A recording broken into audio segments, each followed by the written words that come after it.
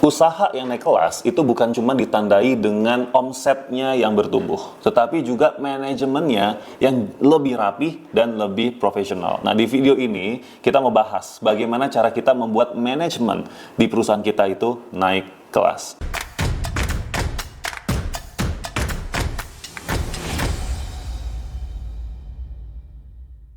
Halo semuanya, kembali lagi di channel Tanya Kak Sam.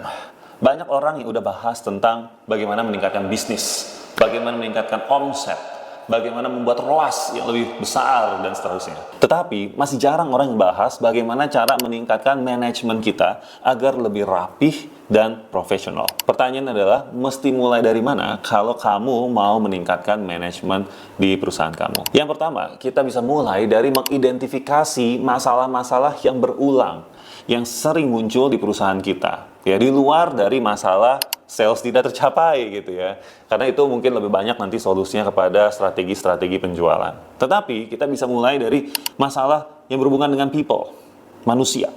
Contoh, karyawan-karyawan kita ini kurang inisiatif. Lalu mereka merasa kerjanya bagus, tapi kita merasa sebaliknya gitu ya. Lalu kita juga punya kekhawatiran, kecurigaan bahwa aduh kayaknya karyawan saya kurang produktif deh. Masalah-masalah seperti ini salah satu tanda bahwa kalian butuh untuk menerapkan KPI, Key Performance Indicator. Jadi sistem KPI ini akan membantu kita untuk merumuskan indikator kinerja dan keberhasilan dari setiap orang di tim kita, di perusahaan kita itu apa.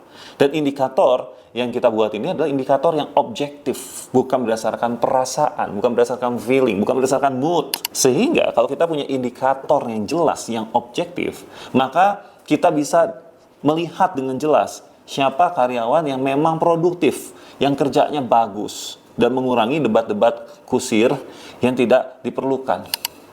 Selain itu, dari pengalaman saya membantu 100 lebih perusahaan membuatkan KPI, saya melihat setelah ada KPI, karyawan jadi lebih inisiatif karena mereka sekarang sadar, oh ini yang diukur, oke? Sehingga saya harus bergerak menuju ke sana supaya saya bisa mendapat nilai yang baik. Nah, jadi itulah hubungannya antara inisiatif dengan penerapan KPI. Karyawan juga termotivasi, apalagi kalau KPI-nya dikaitkan dengan rewards, dikaitkan dengan kenaikan gaji, dikaitkan dengan bonus, ya. Maka ada motivasi tambahan, bukan motivasi satu-satunya, tapi motivasi tambahan untuk karyawan bekerja dan inisiatif mengejar KPI mereka. Nah, itu contoh identifikasi dari masalah menjadi solusi. Sekarang kita bahas contoh masalah yang berikutnya. Misalkan di perusahaan kalian juga punya masalah bahwa orang-orang tuh suka lempar-lemparan tanggung jawab nih Kak Sam. Orang-orang itu suka merasa bahwa ini bukan pekerjaan saya, ini harusnya pekerjaan kamu, gitu ya. Atau orang-orang merasa bahwa saya nggak bisa ambil keputusan, saya harus tanya terus, apa-apa tanya, gitu ya. Tanya ke owner, atau tanya ke manajernya, gitu. Padahal ini hal-hal yang harusnya bisa diambil keputusan. Kalau kalian masih punya masalah-masalah seperti ini, bisa saja solusinya adalah mengclarify job desk dan pembagian otoritasnya.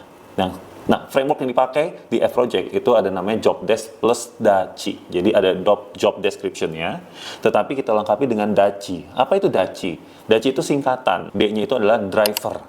Kalau di luar R itu responsibility. Nah, kalau di kita sebutnya D-nya itu driver. Kenapa? Supaya lebih gampang. Berarti artinya saya harus ngedrive, saya harus inisiatif. Pekerjaan ini harus saya yang mulai, saya yang melakukan. Itu driver, oke? A-nya itu adalah approver, berarti di pekerjaan ini saya bisa jadi pengambil keputusan.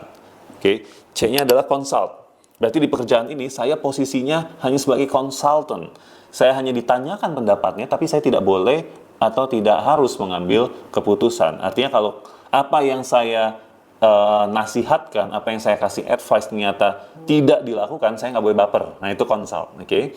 Lalu I, inform. Artinya pekerjaan ini harus saya informasikan ke siapa, supaya orang ini bisa tahu meneruskan proses berikutnya. Kalau kita punya job desk yang dilengkapi dengan DACI, maka kita bukan cuma punya daftar pekerjaannya aja, oke? Tapi kita juga punya peran kamu di pekerjaan ini apa? Kamu hanya sebagai drivernya, atau kamu juga sebagai approver, atau jangan-jangan kamu hanya memberikan nasihat, ya, dan seterusnya. Oke? Nah, makanya tujuannya adalah untuk mengurangi kesimpang siuran ya, atau ketidakjelasan pembagian tugas dan tanggung jawab antara satu karyawan dengan karyawan lainnya. Artinya, pembuatan job desk dan daci yang benar ini akan membuat manajemen kalian naik kelas, lebih profesional, lebih jelas. Dan tentu apalagi kalau dilengkapi dengan KPI, karena dia tahu tugasnya apa, pekerjaannya apa, dia tahu bagaimana cara mengukur keberhasilan dari pekerjaannya. Sekarang saya akan kasih contoh yang ketiga. Nah, yang ketiga ini ceritanya kalian punya masalah di mana kalau si A yang ngerjain bagus, tapi kalau si B yang ngerjain kok nggak bagus ya? Atau kemarin kita hasilnya bisa cepet nih, kok sekarang hasilnya bisa lama ya? Nggak konsisten gitu kecepatan kita kerja.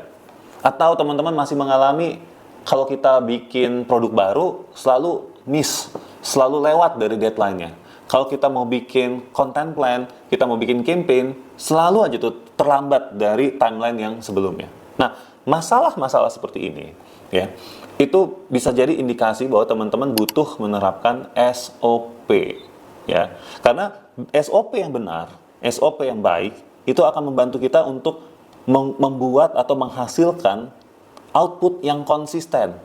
Baik dikerjakan oleh si A, si B, si C, outputnya konsisten karena sudah ada SOP-nya, udah ada alurnya, udah ada instruksi-instruksi yang detail di dalamnya, gitu ya. Nah, dengan ada SOP, ini juga akan membuat kita lebih standar dalam menyelesaikan sebuah pekerjaan. Karena salah satu komponen di SOP itu juga adalah SLA atau Service Level Agreement, tenggat waktu yang disepakati untuk mengerjakan sebuah proses. Oke. Nah, dengan adanya SOP, ini juga akan membuat kita jadi lebih clear kapan harusnya pekerjaan ini bisa selesai. Oke. Nah, jadi SOP ini bisa menjawab masalah-masalah seperti itu. Oke, dan inilah yang akan membuat teman-teman juga bisa naik kelas secara manajemen. Saya kasih contoh yang terakhir, adalah kita merasa bahwa semua hal itu yang mikirin mesti kita owner. Aduh, yang ngerjain tuh juga mesti kita yang harus pikirin, divisi, departemen itu, aduh susah deh diajak brainstorm dan segala macam gitu. Nah, apabila teman-teman mengalami masalah ini, maka yang bisa kita lakukan sebagai organisasi adalah mulai membuat strategi yang tertulis, ya. Meeting bareng-bareng, strategi jangan dipikirin sendiri. Jangan nanti pas sudah jalan baru kita berharap ya kamu pikirin deh strateginya. Enggak. Tapi di awal tahun ya, kita udah mulai bareng-bareng brainstorming. Yuk kita bikin yuk strategi dan rencana kerja yang tertulis untuk tahun depan atau untuk tahun ini gitu ya.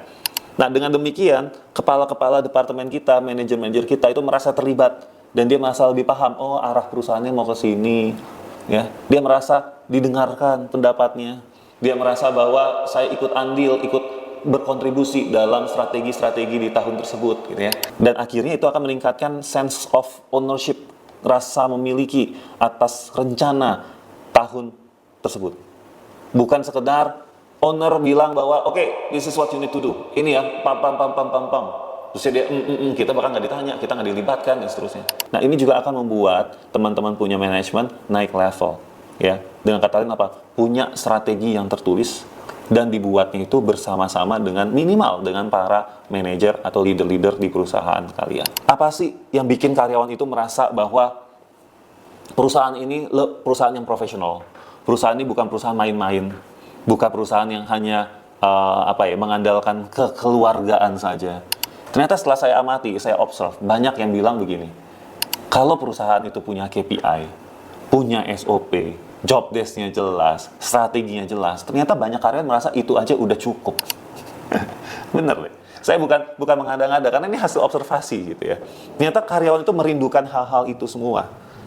Banyak karyawan yang bilang perusahaan saya nggak jelas, karena apa? Karena KPI nggak ada, strateginya nggak tertulis, yang tahu cuma ownernya doang, ya, dan seterusnya. Kesimpulannya, kalau kita mau naik kelas, bukan hanya dari sisi omset, tapi juga dari sisi manajemen. Coba dipertimbangkan untuk mulai membuat hal-hal yang tadi sudah kita bahas. KPI, SOP, job desk, daci, strategi yang tertulis, dan otomatis juga teman-teman berarti harus buat yang namanya struktur organisasi. Gimana cara ngebuat itu semua? Wah, ini bisa teman-teman cari video-video saya di YouTube. Ini udah banyak sekali ya. Cara bikin struktur lah, cara bikin apa. Coba di search aja ya. Semuanya harusnya sudah ada. Tapi tentu saya akan terus perbarui gitu ya, supaya teman-teman belajarnya semakin kaya.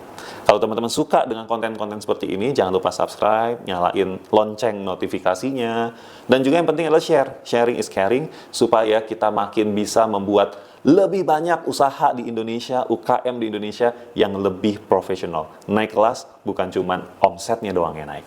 Terima kasih.